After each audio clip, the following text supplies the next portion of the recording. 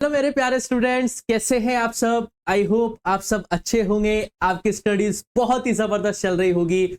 मेरा नाम है इंजमाम खान। स्वागत करता हूं आपका हमारे शानदार यूट्यूब प्लेटफॉर्म जिसका नाम है FMI करियर इंस्टीट्यूट।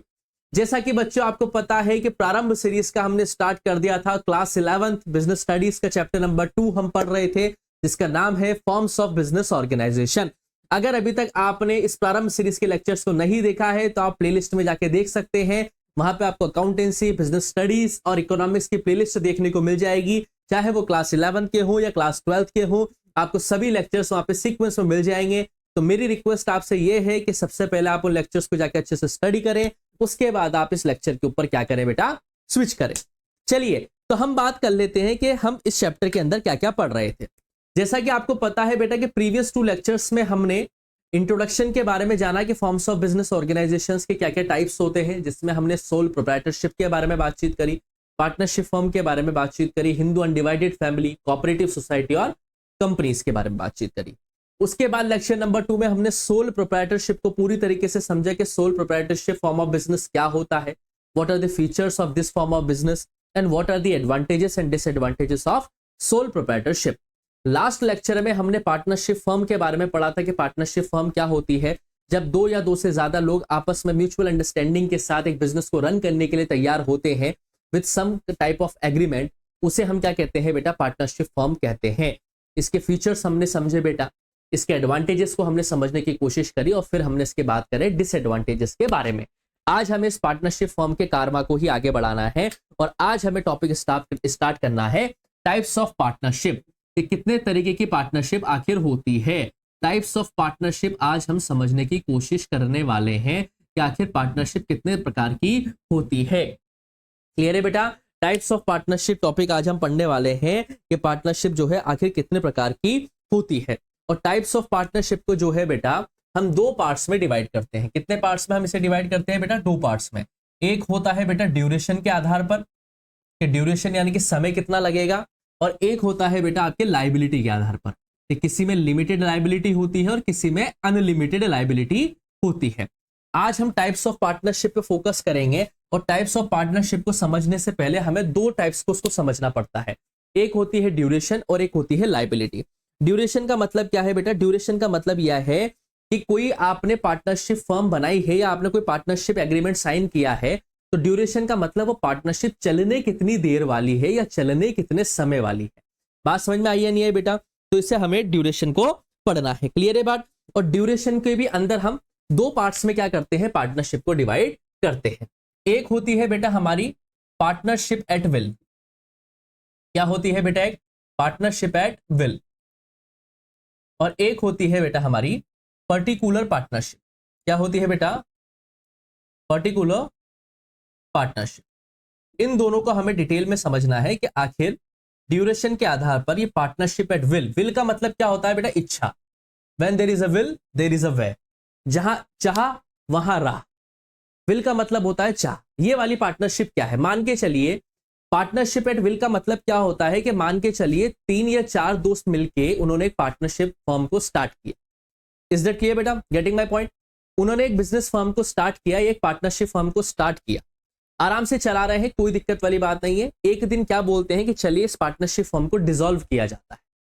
सभी ने म्यूचुअल अंडरस्टैंडिंग के साथ क्या किया, उस पार्टनरशिप फर्म को डिसॉल्व कर दिया, यानी कि बंद कर दिया। तो वो फॉर्म ऑफ बिजनेस क्या हो गया, बंद हो गया। तो पार्टनरशिप फॉर्म भी किससे हुई थी बेटा, उन सभी पार्टनर्स की विल से हुई थी, और वो क्लोज भी किससे हुई बेटा, उन सभी पार्टनर्स की विल से हुई। तो ऐसी पार्टनरशिप जो according to the will of the partners क्या होती है बेटा, उनकी मर्जी पर चलती है और कब तक चलानी है, और जब चाहे जब वो उसे एंड कर दे, उस वाली पार्टनरशिप को हम क्या कहते हैं, पार्टनरशिप एट विल कहते हैं। बात समझ में आई है नहीं है बेटा। सभी पार्टनर्स ने मिलकर एक पार्टनरशिप फर्म को चालू किया, एक लंबे समय तक चलाई, और उसके बाद उन्होंने अपनी विल के अकॉर्डिंग ही एक समय के बाद क्या किया, उस पार्टनरशिप को डिसॉल्व करने का फैसला किया। तो ये कौन सी पार्टनरशिप हो गई बेटा, पार्टनरशिप एट विल हो गई। क्लियर है बेटा, ये होती है हमारी पार्टनरशिप एट विल, जो पार्टनर्स की मर्जी के यानी कि पार्टनर्स की विल के अकॉर्डिंग कब तक चलानी है, कितने समय तक चलानी है, ये डिसाइड करने का अधिकार पार्टनर्स के पास होता है। और उस वाली पार्टनरशिप को हम किसके नाम से जानते हैं, पार्टनरशिप एट विल। अब एक होता है पर्टिकुलर पार्टनरशिप। सर ये पर्टिकुलर पार्टनरशिप क्या है, इसका मतलब होता है कि एक काम कंप्लीट होने तक वो पार्टनरशिप चलेगी, उसके बाद वो बंद हो जाएगी। मान के चलिए कि कुछ 4-5 दोस्तों ने मिलके एक बड़ी सी बिल्डिंग बनाने का टेंडर लिया। 4-5 दोस्तों ने पार्टनरशिप में आके क्या किया बेटा, एक बड़ी सी बिल्डिंग, एक बड़ी सी कॉलोनी, एक बड़ी सी सोसाइटी बनाने का क्या किया बेटा, फैसला लिया।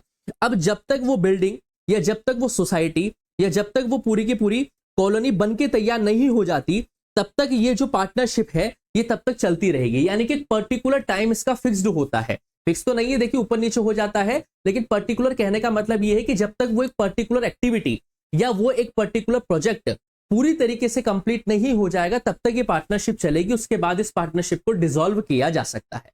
फॉर एग्जाम्पल, मान के चलिए 4 पार्टनर्स ने मिलकर क्या किया है बच्चों, एक बिल्डिंग बनाने का कॉन्ट्रैक्ट लिया है। अब जब तक वो बिल्डिंग पूरी कंप्लीट नहीं हो जाती, जब तक वो बिल्डिंग का पूरा प्रोजेक्ट कंप्लीट नहीं हो जाता, उस पर्टिकुलर एक्टिविटी के पूरे होने तक जो पार्टनरशिप चल रही है उसे हम किसके नाम से जानते हैं, पर्टिकुलर पार्टनरशिप के नाम से जानते हैं। आई होप आपको ये दोनों चीजें समझ में आई होगी। पार्टनरशिप एट विल के अंदर तो पार्टनरशिप डिसॉल्व हो जाती है according to the will of the partners, लेकिन यहां पे पर्टिकुलर पार्टनरशिप में उस पर्टिकुलर एक्टिविटी उस पर्टिकुलर प्रोजेक्ट होने तक वो पार्टनरशिप पूरी चलेगी और उसके बाद उसे डिसॉल्व किया जा सकता है। लेकिन यहां पे कोई पर्टिकुलर प्रोजेक्ट के फुलफिल होने का इंतजार नहीं किया जाता है। यहां पे अगर पार्टनर्स के विल के अकॉर्डिंग अगर पार्टनरशिप को वो डिसॉल्व करना चाहते हैं तो वो पार्टनरशिप फॉर्म क्या हो जाएगी बेटा, डिसॉल्व हो जाएगी। Is that clear? ठीक है, अब आते हैं हम लाइबिलिटी के ऊपर। अब लाइबिलिटी के ऊपर भी क्या करते हैं बेटा, हम पार्टनरशिप को 2 पार्ट्स में बांटते हैं। लाइबिलिटी के अंदर एक आती है बेटा आपकी जनरल पार्टनरशिप, जो हम नॉर्मल बेसिस पर समझते हैं। जनरल पार्टनरशिप के अंदर हर एक पार्टनर की बेटा अनलिमिटेड लाइबिलिटी होती है। यह बात आपको समझना है बेटा कि जनरल पार्टनरशिप के अंदर हर एक इंडिविजुअल पार्टनर की अनलिमिटेड लाइबिलिटी होती है। अनलिमिटेड लाइबिलिटी का मतलब क्या है कि अगर जनरल पार्टनरशिप के अंदर 4 पार्टनर से मान के चलिए और अगर वो किसी प्रकार का लोन चुकाने में इनकेपेबल हो जाते हैं तो उन 4 पार्टनर्स को अपने पर्सनल एसेट को सेल करके भी उस लोन को रीपे करना होगा। इस कॉन्सेप्ट को हम क्या कहते हैं बेटा, अनलिमिटेड लायबिलिटी कहते हैं। और यहां पे जब चारों पार्टनर्स की लायबिलिटी अनलिमिटेड है तो इन चारों पार्टनर्स का पार्टिसिपेशन भी मैनेजमेंट के अंदर होगा। यानी कि अगर कोई डिसीजन इनको लेना है तो ये चारों के चारों पार्टनर जो है उस डिसीजन मेकिंग के अंदर पार्टिसिपेट करेंगे। बिकॉज जनरल पार्टनरशिप के अंदर हर एक पार्टनर की लायबिलिटी कैसी होती है बेटा, अनलिमिटेड लायबिलिटी होती है। उन्हें अपना लोन सभी को पर्सनल एसेट से सेल करके भी चुकाना पड़ेगा। इज दैट क्लियर बेटा? तो यहां पे सभी का क्या होता है बेटा, पार्टिसिपेशन होता है मैनेजमेंट में। और इस जनरल पार्टनरशिप के अंदर one is acting for all, यानी कि अगर किसी मीटिंग के अंदर या किसी डील के अंदर चारों पार्टनर्स नहीं जा सकते तो उन चारों पार्टनर्स के बिहाफ में एक पार्टनर भी जा सकता है और वो डील को फाइनल भी करके आ सकता है। और जो पार्टनर डील करने जाएगा उसे हम किसके नाम से जानेंगे, एजेंट के नाम से जानेंगे। और बाकी के जो पार्टनर्स डील करने नहीं गए थे उन्हें हम प्रिंसिपल के नाम से जानेंगे। क्लियर है बेटा? ये मैंने आपको पार्टनरशिप के अंदर पढ़ाया भी था कि जनरल पार्टनरशिप के अंदर क्या होता है, एक इंडिविजुअल पार्टनर भी जाके क्या कर सकता है, बाकी के 3 पार्टनर्स के बिहाफ में कोई डील को फाइनल कर सकता है, एक म्यूचुअल एजेंट की तरह। किसकी तरह बेटा? म्यूचुअल एजेंट की तरह। इसे ही हम कॉन्सेप्ट ऑफ म्यूचुअल एजेंसी कहते हैं। इज दैट क्लियर बच्चों? और जनरल पार्टनरशिप के अलावा एक और होती है बेटा लिमिटेड पार्टनरशिप। एक और होती है बेटा जिसका हम नाम क्या देंगे बेटा, लिमिटेड पार्टनरशिप। क्या होती है बेटा? Limited partnership. अभी लिमिटेड पार्टनरशिप क्या होती है सर? तो लिमिटेड पार्टनरशिप के अंदर बेटा एक पार्टनर की जो लायबिलिटी होती है वो तो होती है अनलिमिटेड। एक पार्टनर की जो लायबिलिटी होती है बेटा वो तो होती है अनलिमिटेड लायबिलिटी, और रिमेनिंग पार्टनर्स की जो लायबिलिटी होती है बेटा वो लिमिटेड हो जाती है। इज दैट क्लियर और नॉट? एक पार्टनर की लायबिलिटी जो होती है वो अनलिमिटेड होती है और बाकी रिमेनिंग पार्टनर्स की लायबिलिटी कैसी हो जाती है बेटा, लिमिटेड हो जाती है। ये चीज आपको यहां पे ध्यान रखना है। ये डिफरेंस है दोनों के बीच में। जनरल पार्टनरशिप के अंदर चारों पार्टनर्स की अनलिमिटेड लायबिलिटी होती है। चारों की अनलिमिटेड लायबिलिटी इसलिए वो मैनेजमेंट में पार्टिसिपेट कर सकते हैं और कोई एक पार्टनर सभी के बिहाफ में डिसीजन ले सकता है। लिमिटेड पार्टनरशिप में किसी एक पार्टनर के पास अनलिमिटेड लायबिलिटी होती है, बाकी के रिमेनिंग पार्टनर्स के पास लिमिटेड लायबिलिटी होती है। अब याद रखना बेटा, इस एक पार्टनर के पास अनलिमिटेड लायबिलिटी है तो मैनेजमेंट के अंदर पार्टिसिपेट करने का भी अधिकार इसके पास होगा और डिसीजन मेकिंग की पावर भी सबसे ज्यादा इसी के पास होगी, क्योंकि अनलिमिटेड लायबिलिटी इसकी ही है, बाकी और की अनलिमिटेड लायबिलिटी यहां पे देखने को नहीं मिलती है। इज दैट क्लियर और नॉट? यहां तक क्लियर है बच्चों? यहां तक बताओ कोई डाउट है तो।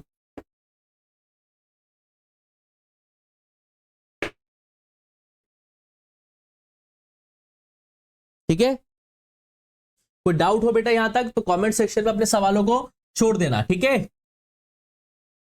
चलिए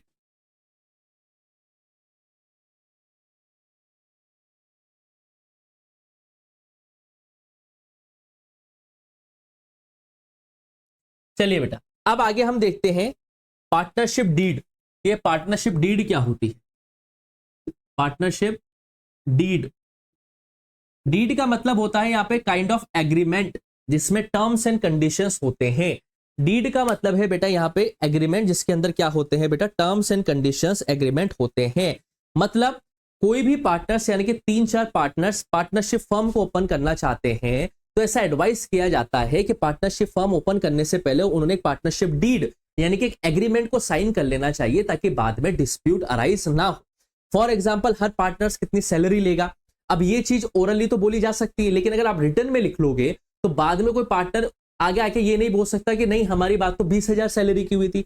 मान के चलिए कि आपने पार्टनरशिप को स्टार्ट करने से पहले सभी चारों पार्टनर्स ने डिसाइड किया कि सभी चारों पार्टनर 10-10 हजार रुपए सैलरी लेंगे और इसका आपने कोई एग्रीमेंट नहीं कर पाया।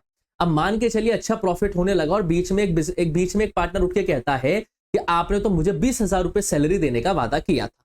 तो फिर क्या डिस्प्यूट निकल के आएगा कि नहीं हमने तो 10-10 हजार पे बात को सेटल करा था। तो वो ये बोल सकता है कि आपके पास रिटर्न में एग्रीमेंट कहां है। तो पार्टनरशिप डीड को करवा लेना या पार्टनरशिप एग्रीमेंट को करवा लेना फायदेमंद होता है ताकि इन फ्यूचर पार्टनरशिप के अंदर किसी प्रकार की कोई डिस्प्यूट अराइज ना हो, ये बात ध्यान रखना। लेकिन इसमें आपको समझना है कि पार्टनरशिप ओरल और रिटर्न दोनों हो सकती है। मतलब अगर पार्टनर्स फ्रेंड्स हैं या जो भी हैं तो ओरल तरीके से भी क्या हो सकती है, पार्टनरशिप डीड साइन की जा सकती है या रिटर्न भी हो सकती है। लेकिन याद रखना एडवाइस हमेशा ऐसी दी जाती है कि पार्टनरशिप फर्म को स्टार्ट करने से पहले जो पार्टनरशिप डीड होती है या जो एग्रीमेंट होता है वो पहले करवा लेना, रिटर्न में करवा लेना ज्यादा जरूरी है ताकि एविडेंस रहे हर एक पार्टनर के पास और इन फ्यूचर पार्टनरशिप फर्म के अंदर किसी प्रकार का कोई डिस्प्यूट निकल के ना आए। जैसे मैंने सैलरी की बात करी, पार्टनरशिप स्टार्ट होने से पहले सभी पार्टनर्स ने ओरली ये डिस्कस कर लिया कि सभी पार्टनर 10-10 हजार रुपए सैलरी लेंगे।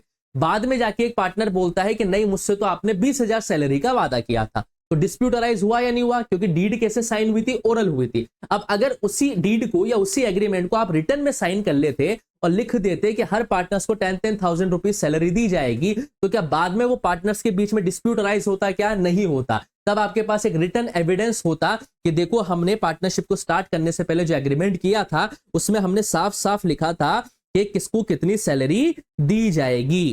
क्लियर है बेटा। अब पार्टनरशिप डीड के अंदर और क्या क्या होता है, तो उसके अंदर टर्म्स एंड कंडीशंस होती है कि हर पार्टनर कितनी कैपिटल लेके आएगा, हर पार्टनर कितना प्रॉफिट लेके जाएगा, हर पार्टनर कितना लॉस उठाएगा, वो सारी की सारी चीजें भी टर्म्स एंड कंडीशंस के अंदर लिखी जाती है। इस पॉइंट को ध्यान रखना है बेटा। पार्टनरशिप डीड ओरल और रिटर्न दोनों हो सकती है, दोनों में से एक भी हो सकती है, लेकिन रिटर्न करना ज्यादा फायदेमंद होता है ताकि आपके पास एविडेंस रहे, प्रूफ रहे, इन फ्यूचर में डिस्प्यूट ना हो। और टर्म्स एंड कंडीशंस में साफ लिखा होता है बेटा कि किसको कितनी सैलरी देनी है, कितना प्रॉफिट एंड लॉस का शेयर रहेगा, इंसेंटिव किसको कितना देना है और कितना नहीं देना है। ये सारी की सारी चीजें लिखित में रखना ही क्या होता है, बढ़िया होता है। टर्म्स एंड कंडीशंस में क्या क्या आ जाता है, मान के चलिए name of the firm, firm का क्या नाम रहेगा, ठीक है, फर्म का क्या नाम रहेगा, ये टर्म्स एंड कंडीशंस में हमें देखने को मिल जाता है। और क्या हमें देखने को मिलता है, नेचर ऑफ बिजनेस, शॉर्ट है ना, नेचर क्या रहेगा बिजनेस का, किस नेचर का बिजनेस कर रहे हैं, किसी गुड्स का प्रोडक्शन कर रहे हैं या सर्विस दे रहे हैं। प्रॉफिट शेयरिंग रेशो या profit and loss sharing ratio, ये भी आपको ध्यान रखना है टर्म्स एंड कंडीशंस के अंदर कि कौन कितना प्रॉफिट लेके जाएगा और कौन कितना लॉस उठाएगा। ये भी आपको यहाँ पे ध्यान रखना है, profit and loss sharing ratio. Salaries आपको ध्यान रखनी है बेटा कि सैलरीज किसको कितनी देनी है। ये सारी की सारी चीजें और भी बहुत सारी चीजें हैं, यहाँ पे हमने कुछ इंपॉर्टेंट ही लिखी है। ये सारी की सारी चीजें टर्म्स एंड कंडीशंस के अंदर मेंशन करी जाती है ताकि इन फ्यूचर पार्टनरशिप फर्म के अंदर किसी प्रकार का कोई डिस्प्यूट अराइज ना हो। आई होप आपको टाइप्स ऑफ पार्टनरशिप समझ में आई होगी, जिसमें हमने एक ड्यूरेशन को दिमाग में रखा और एक लायबिलिटी को ध्यान में रखा। ड्यूरेशन में हमने 2 पार्टनरशिप पढ़ी, partnership at will and particular partnership, और लायबिलिटी में हमने 2 पार्टनरशिप पढ़ी, general partnership and limited partnership. उसके बाद हमने पार्टनरशिप डीड को समझा जो कि ओरल और रिटर्न हो सकती है, but it is advise that partnership deed must be in written form. और फिर हमने टर्म्स एंड कंडीशंस के बारे में बातचीत करी कि क्या क्या टर्म्स एंड कंडीशंस होती है while the signing before partnership deed. I hope आपको आज का लेक्चर सारा का सारा समझ में आया होगा। फिर भी अगर आपको कोई डाउट रहता है बच्चों, तो आप कमेंट सेक्शन में अपने सवालों को छोड़ सकते हैं। जल्दी ही मिलूंगा आपसे इस चैप्टर के नेक्स्ट लेक्चर में, जिसमें हम पार्टनरशिप के कारणों को आगे बढ़ाएंगे। तब तक के लिए आप लोग पढ़ते रहिए, और वीडियोस अगर आपको पसंद आ रही हैं तो वीडियोस को लाइक करना है, दोस्तों के साथ शेयर करना है, और चैनल को सब्सक्राइब करना ना भूलें। जल्दी ही मिलता हूं आपसे नेक्स्ट लेक्चर में, तब तक के लिए आप लोग पढ़ते रहिए, मस्त रहिए। Thank you.